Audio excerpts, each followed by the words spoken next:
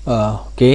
अपनी Hindi tutorial basic interface के जो ट्यूटोरियल्स हैं उनकी सीरीज को आगे बढ़ाते हुए आज हम होम रिबन में ही हैं और आज जिस ग्रुप के बारे में हम बात कर रहे हैं वो है अलाइनमेंट। आप अलाइनमेंट जो है अच्छी तरह से समझिए क्योंकि ये बहुत ही इम्पोर्टेंट चैप्टर है। इसमें आपको जो टेक्स्ट है उसकी अलाइनमेंट कैसे करनी है, किस तरह से आप अलाइनमेंट कर सकते हैं अपने सेल्स का इन एक्सेल, उसके बारे में आपको जानकारी दी जाएगी। वैसे जैसे अलाइनमेंट का मतलब ही होता है कि किसी भी चीज को ठीक तरीके से रिप्रेजेंट करना, और आज हम सेल के अंदर जो टेक्स्ट है उसको किस तरह से हमें रिप्रेजेंट करना है, किस तरह से उसको स्टाइल करना है, उसके बारे में आपको बता रहा हूँ।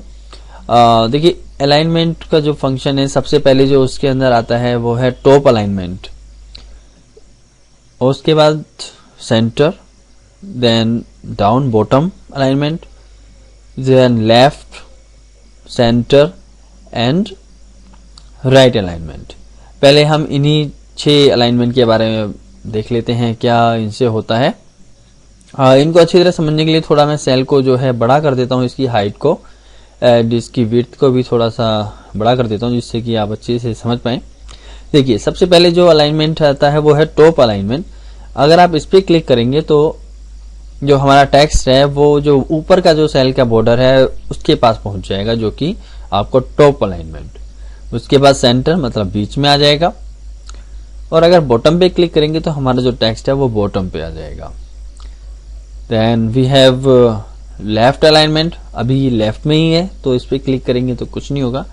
अगर हम सेंटर में करते हैं तो हमारा टेक्स्ट सेंटर पोजीशन में जाएगा टेक्स्ट की। अब देखिए जैसे इसमें अलाइनमेंट किया मैंने सेंटर का, ठीक है, लेकिन अभी ये बॉटम पे है, ये ज्यादा अच्छा नहीं लग रहा है। अगर मैं इसको टॉप अलाइनमेंट सेंटर कर दूं तो अब ये सेंटर में आ गया है। तो इस तरह से आप अलाइनमेंट मिक्स कर सकते हैं इनके, और अगर आपको राइट में चाहिए तो राइट में, और अगर आप सेंटर में चाहते हैं तो सेंटर में भी आप इसको कर सकते हैं। ठीक है, ये तो हो गए टेक्स्ट के अलाइनमेंट बॉर्डर के अंदर के। अब यहां पर जैसे ए बी लिखा हुआ है और up arrow, sliding up arrow है, तो ये है ओरिएंटेशन के लिए। सपोज ये आपका थोड़ा सा, इसको मैं फॉन्ट जो सेल का एरिया है थोड़ा बड़ा कर दूं जिससे आप अच्छे से समझ पाए। चलिए देखते हैं इसे क्या होता है अलाइनमेंट ओरिएंटेशन को। ये जो ओरिएंटेशन का मतलब है, ये जो टेक्स्ट को आप रोटेट अगर करना चाहें, आप एक्सेल सेल के अंदर कोई आपकी एक्सेल की स्टाइल की रिक्वायरमेंट है कि आप इस तरह से ही अलाइनमेंट करना है, तो आप इसको ओरिएंटेशन को क्लिक कर सकते हैं। अब देखिए इसमें एरो के द्वारा आपको समझाया गया है कि अगर आप इसको क्लिक करेंगे तो किस तरह से आपका टेक्स्ट होगा।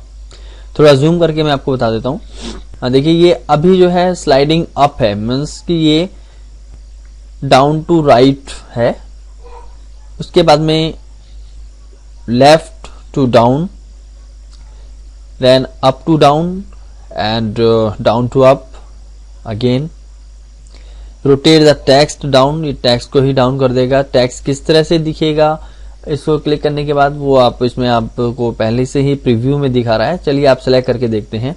अभी मैं left to corner, left to right corner कर रहा हूं एंगल क्लॉकवाइज।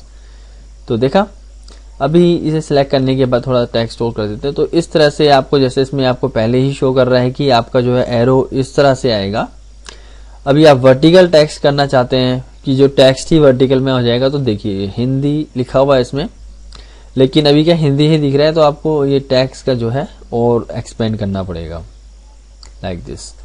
ठीक है, अब इसी तरह से हम आपको और भी तरीके से, आप अभी ये और डाउन हो गया है, रोटेट टेक्स्ट डाउन कर सकते हैं, लेकिन अभी क्या है कि पोजीशन जो है इसकी चेंज हो गई है, तो अगर आप ऐसे करेंगे तो ऐसे हो जाएगा। अब रोटेट टेक्स्ट टू डाउन भी कर सकते हैं। तो देखा आपने कि इस तरह से आप अपने जो है इसको टेक्स्ट को कर सकते हैं change according to your requirement. आप जैसे भी आपकी रिक्वायरमेंट है एक्सेल में आप टेक्स्ट फिल कर सकते हैं, क्योंकि एक्सेल बहुत ही फास्ट और बहुत ही ज्यादा डीप है, तो इसमें बहुत सारी चीजें कर सकते हैं जो कि किसी दूसरी एप्लीकेशन में पॉसिबल नहीं होती हैं। तो आई होप एक्सेल अच्छा, अभी अब इसमें word rap and merge centre भी रह गया है, वो मैं आपको अभी बताता हूँ। ओके, अब इसमें जो हमारे पास में अलाइनमेंट के ग्रुप में रह गए हैं word wrap text and merge and centre, जो कि मर्जिंग का है, सेल को आप मर्ज कैसे कर सकते हैं उसके बारे में। सबसे पहले रैप टेक्स्ट क्या होता है कि सपोज आपका एक सेल के अंदर डेटा जो है, suppose like this, sorry, Hindi tutorial for YouTube only that you can watch online and learn। इस तरह से कुछ मेरे पास में मैटर है।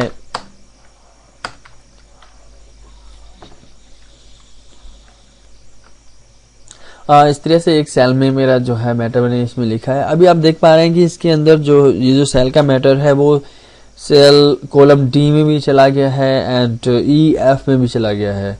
तो इस तरह से अगर मैं अपना मैटर छोड़ देता हूं तो ये कुछ अच्छा नहीं लगेगा, और तो एक ऐसा कुछ होना चाहिए जिससे कि ये जो मैटर है सारा एक ही सेल में किसी तरह से आ जाए और एक ही सेल में विजिबल हो। वैसे तो ये सेल ई में, सॉरी, कॉलम सी एंड रो 10 में ही है, मतलब सेल C10 में ही है। अगर आप यहाँ पे देखेंगे तो ऊपर यहाँ पे आपको कुछ नहीं दिखाई देगा, लेकिन अगर इस सेल में C10 में देखेंगे तो यहाँ पर ही पूरा मैटर है। लेकिन अभी क्या विजिबिलिटी में ये जो है, अगर हम जब तक यहाँ पे कुछ और टाइप नहीं करेंगे तब तक ये विजिबल रहेगा, और करने के बाद जो है वो आपका हाइड हो जाएगा। तो ये एक डिफिकल्टी है जिसे आपको सॉल्व करना है, जो कि हम वर्ड रैप टेक्स्ट के द्वारा कर सकते हैं। वर्ड रैप टेक्स्ट जैसे ही आप क्लिक करेंगे तो जितना भी मैटर है बाकी सेल से हटके वो ऑटोमेटिकली फिल हो जाएगा सिंगल सेल के अंदर। लेकिन इसमें ये क्या हो रहा है कि ये जो सेल की जो हाइट है ये पूरी रो की हाइट को चेंज कर दिया है इसने। ठीक है, अगर आप रैप टेक्स्ट करते हैं तो सारा मैटर आप इसमें देख पाएंगे। ये इस तरह से आप अनरैप कर सकते हैं इसको, तो वो सिंगल कॉलम में आएगा। उसके बाद हमारे पास में है मर्ज एंड सेंटर। देखिए मर्ज एंड सेंटर में क्या होता है, सपोज हमारे पास में ये मेरे पास सेल्स हैं, अगर मैं इन सभी सेल्स को एक ही सेल में कन्वर्ट करना चाहता हूं तो मैं मर्ज एंड सेंटर यूज कर सकता हूं, जो कि जो भी मैटर मेरा होगा, let remove this, merge and center पे क्लिक करूंगा तो ये सारा मैटर। अब इसमें ये क्या बोल रहे हैं कि जितना भी मैटर है जो मेरे अपर लेफ्ट में जो मैटर है वही विजिबल होगा, बाकी सारा हिडन हो जाएगा। सपोज हिंदी ट्यूटोरियल सी इसमें मेरे पास में विजिबल है, तो इसमें केवल हिंदी ट्यूटोरियल सी रह जाएगा, बाकी सारा रिमूव हो जाएगा अगर मैं मर्ज एंड सेंटर कर रहा हूं, और एक सेल बन जाएगा पूरा इतना बड़ा जितना मैंने सिलेक्ट किया है। चलो करते हैं इसको। तो देखिए इसमें जो है पूरे जितना भी मैटर था 4-5 सेलों में वो सारा डिलीट हो गया है, और जो यहां पर था बिल्कुल लेफ्ट वाले C5 में जो मैटर था वो अब C5 का ही मैटर है, और जो जितने भी मेरे पास में सेल थे वो सारे हट चुके हैं और केवल C5 ही एज ए मर्ज हो गया है। ठीक है, अभी इसको अनमर्ज करते हैं। अनमर्ज का ये ऑप्शन होता है अनमर्ज वापस। देखिए C5 में मेरे पास में ये मैटर था, बाकी सारा डिलीट हो गया है, और C6, C10 एंड इस तरह से D5, D6 का सारा मैटर डिलीट हो गया है। इस तरह से आप इसे मर्ज एंड सेंटर भी कर सकते हैं, लेकिन जो आपका बाकी सेल में जो डाटा है वो रिमूव हो जाएगा, और केवल जो आपका लेफ्ट साइड में सबसे मोस्ट फर्स्ट है वही आपका विजिबल रहेगा। तो इसके बाद में हमारे पास में ऑप्शन होता है मर्ज अक्रॉस। देखिए मर्ज सेंटर में हमने जब क्लिक किया था तो जितना भी सेल से सारा सिंगल सेल बन गया था और बाकी सेल्स के बॉर्डर भी रिमूव हो गए थे। ठीक है, अगर अब हम करते हैं मर्ज अक्रॉस, तो इसमें क्या होगा कि जो केवल जो साइड के हैं वर्टिकल जो है वही मर्ज हो रहे हैं, बाकी वो आपका सेम रहेगा। जैसे C5 एंड D5 को इसने मर्ज किया है, इसी तरह से C6 एंड D6 को मर्ज करके इसने C6 ले लिया। अगर डाटा आपका C6 में है तो आपका C6 का ही डाटा इसके अंदर इन्वॉल्व होगा, बाकी जो D6 का मैटर है वो डिलीट हो जाएगा। तो थोड़ा डिफिकल्ट है ये, लेकिन आप इजिली से अंडरस्टैंड कर सकते हैं यदि आप 1-2 बार इसको करेंगे।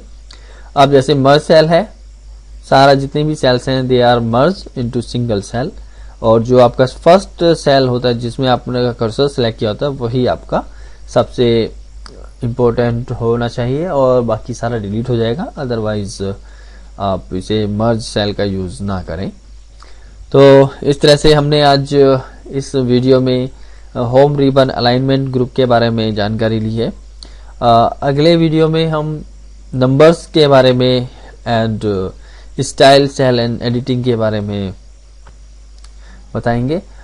ये जो एक्सेल के हिंदी ट्यूटोरियल्स हैं ये बिल्कुल बेसिक्स बिल्कुल सीख रहे हैं उन्हीं के लिए है, जिससे कि वे एक एक चीज को अच्छी तरह से समझ पाए। और अगर आपका कोई क्वेश्चंस है या फिर आप मुझसे कुछ क्वेश्चन पूछना चाहते हैं तो वो आप YouTube में कमेंट के द्वारा पूछ सकते हैं, या आप मेरे को PM भी कर सकते हैं, मैसेज भी कर सकते हैं YouTube पे, आपको आंसर मैं जरूर दूंगा। Thank you.